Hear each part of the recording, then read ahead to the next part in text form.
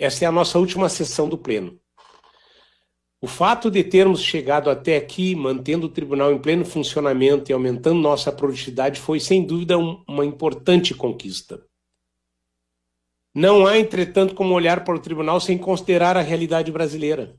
Uma realidade que foi e segue sendo cruel para a grande maioria da população.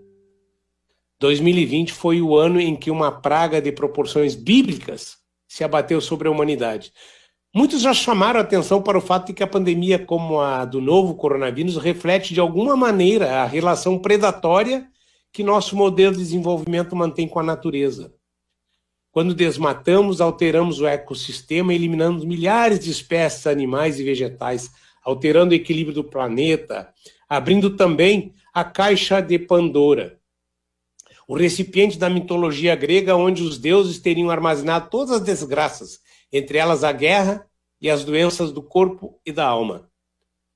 Sobre isso, um líder indígena, estudioso, Ailton Krenak, observou, ele é da tribo Aimorés, que a grande diferença que existe do pensamento dos índios e dos brancos é que os brancos acham que o ambiente é recurso natural, como se fosse um almoxarifado, onde você tira e vai tirando as coisas, tira as coisas e vai tirando as coisas.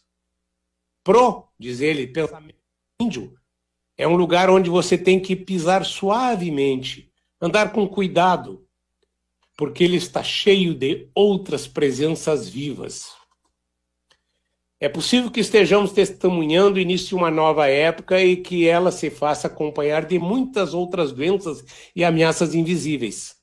O aquecimento global talvez seja a mais grave dessas ameaças. Já sentimos parte dos seus efeitos quando percebemos as agruras do tempo. Longas estiagens, alternadas com chuvas torrenciais, são sintomas que tendem a se agravar por conta desse desequilíbrio. A ambição e a ignorância não possuem limites.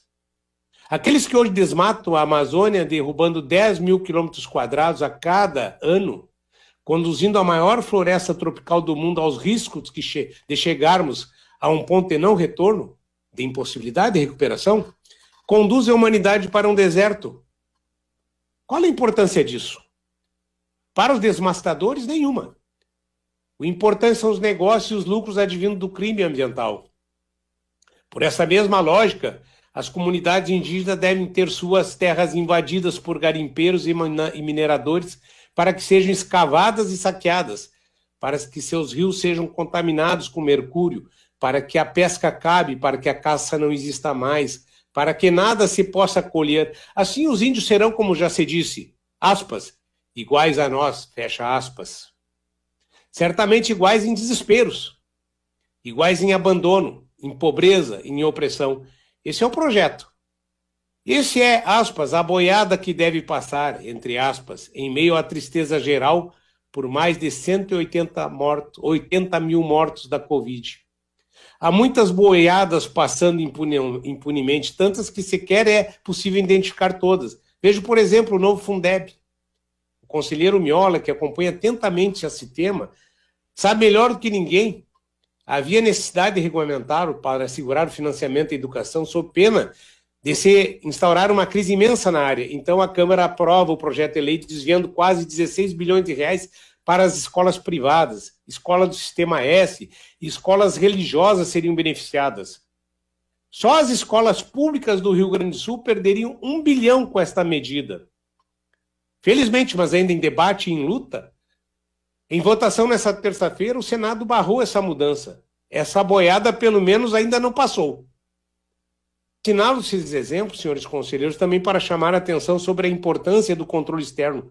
Nunca antes na história do Brasil, me arrisco a dizer, ele foi tão importante, tão crucial e tão capaz de salvar vidas. Temos que adaptá-lo, atualizá-lo. Os tempos são outros, conselheiros, conselheiras, procurador do Ministério Público, procurador da PGE. Talvez tenhamos chegado ao limite, à exaustão e à loucura. É preciso abrir janelas por onde a razão transite. É preciso alargar os espaços por onde o conhecimento científico se dissemine. E é preciso impedir que as boiadas passem por sobre a Constituição, as leis e o bom senso. Com essa convicção, eu retorno à caixa de Pandora para lembrar que os gregos também esconderam lá no mesmo recipiente um dom, o da esperança. A esperança é essa capacidade que temos de vislumbrar a luz em meio à escuridão. Por conta dela, sabemos que as coisas podem ser diferentes, porque nada está escrito, porque nada está definido antes da ação. A esperança não se confunde com a espera. A esperança é a confiança que temos no gesto. Aquele que eu falei na minha posse, que é um gesto que se faz ou não se faz, de Paulo Mendes Campos. Que 2021 possa ser para todos nós um ano de muita esperança, porque tomado pela ação, pela vontade de corrigir e melhorar as coisas. Que 2021 possa ser para o povo brasileiro, para o nosso tribunal, para os nossos servidores, para os gaúchos e gaúchas, um ano de muitas lutas, para que a democracia não pereça, para que a sanidade seja descoberta, para que a maldade seja vencida.